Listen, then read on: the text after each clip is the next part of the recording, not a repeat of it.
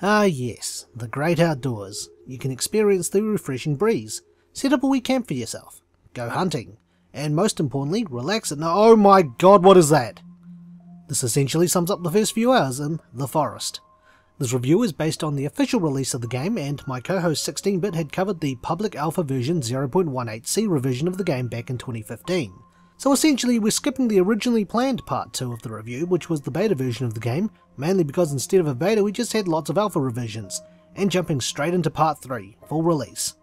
The game has come a long way since then, both visually and gameplay wise, and features a single player story as well as multiplayer co-op where players work together to beat the story. In The Forest you play the role of a man named Eric LeBlanc who's travelling with his son Timmy.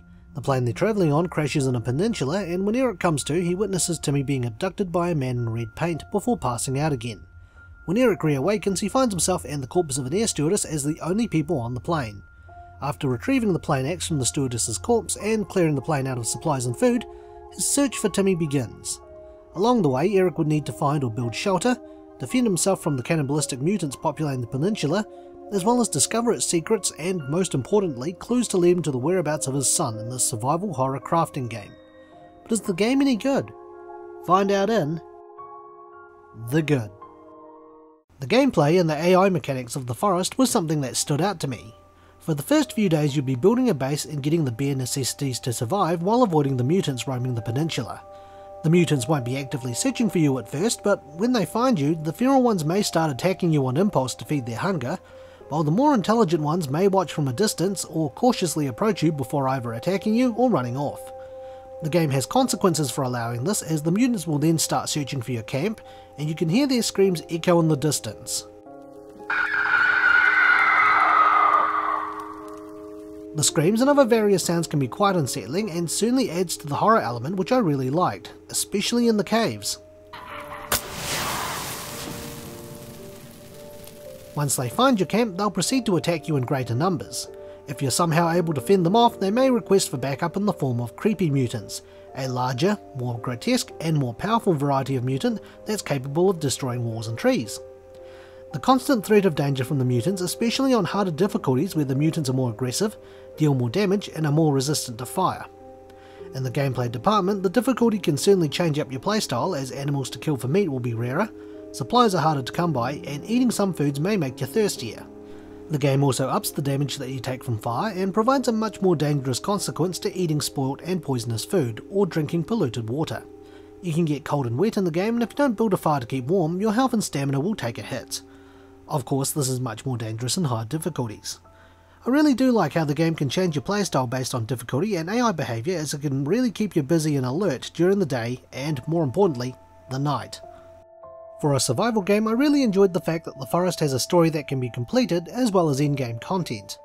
While I've played other survival games in the past, I've tended to find that with a lot of them, it gets to a point where I struggle to find the motivation to continue because there's nothing new, or there wasn't really a goal to work towards. The story in The Forest, as I mentioned before, is for Eric to find his son Timmy, and as you're exploring you'll find clues about the peninsula, the mutants, and what seems to be unrelated clues which will all make sense and tie in together at the end. The game also encourages exploring the cave network running beneath the peninsula using obtainable weapons, clues, and key items as an incentive. Of course, going through the caves means having to risk fighting mutants in areas with poor lighting, but it's certainly well worth the risk, and the caves can accommodate the need for food, drinks, and shelter. Once you kill all the mutants in the cave ironically becomes a safe spot as mutants don't respawn in them. The game's story really kept me going, and being able to complete the game was something I really enjoyed. The game's multiplayer was something I also really liked. There was some attention to detail with multiplayer, as players are encouraged to work together to complete the story. While the host of the server takes the role of Eric, other players are put into the roles of fellow passengers on the plane, and in the opening sections of the game they see the events of the plane crash from different seats. Being able to build together with friends and fight off the mutants as a team I found was a lot of fun, and in servers with multiple players you can quickly build your base and gather multiple resources. I do sort of wish the mutants would scale to meet the sheer advantage multiplayer offers, as the dangers in a multiplayer session drop because you would know that if your character loses all of their health, you can have a friend pick you up and get you back on track. However, not everything in the game is good, so let's move on to what wasn't so good with the bad. I found inventory management in The Forest to be terrible. While you start off with a few basic items, once you get a bit further your inventory can become a convoluted mess. There's no organisation to the items in the inventory screen, and sometimes when you get a new item, you'll have a hell of a time even trying to find where it is. When you're in the heat of battle and with shortcuts being limited to 4 slots on your bag, this can be an inconvenience. Thankfully, the AI does have its stupid moments, and some enemies can be cheesed by simply standing on a rock and hitting them, or by luring them to deep enough water so that they'll drown. Multiplayer also lessens the impact of this issue, as the other player can cover for you while you quickly craft a weapon, switch to a weapon that isn't in your shortcuts, and vice versa. Another issue I had regarding inventory was once you picked up the flashlight, if the flashlight was equipped, it becomes the default item to use to light up dark areas, replacing the lighter. While I can understand replacing the lighter as the default item, maybe having a shortcut key for the lighter or flashlight would have been more convenient, as I hated having to switch between the two when I needed the lighter to light campfires and caves. The game's sanity function was also something I didn't quite understand. While Eric is going around surviving on the peninsula, his actions can also affect his sanity. If Eric kills mutants or starts eating them, his sanity will begin to drop. Eric's sanity can also drop if he spends prolonged time in caves. Sanity can be restored if he sleeps outside, eats fresh meat from games such as deer, rabbits and fish, listen to music, or sit down. I haven't noticed a permanent effect from lowered sanity aside from being able to craft grotesque effigies made from the parts of mutants. While I do like the idea of building effigies from mutant parts as a result of lowered sanity, I also think that adding in features such as Eric hallucinating or hearing things would have worked very well, especially in unsettling the player. In multiplayer, I even think that having the insane character see the other player or players as mutants could work as a consequence for their actions. I was able to play through the entirety of the game's story without any consequences relating to sanity, and I found that this was a missed opportunity.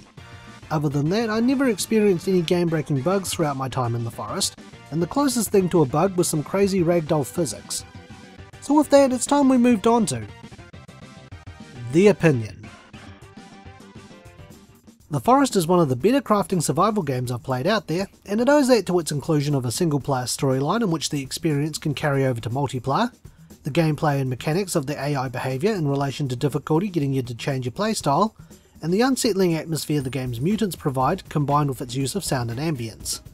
While the biggest complaints I had with the game was the congested inventory system and the consequences or lack of for the player character's sanity, I found the good aspects of the game easily outweigh them.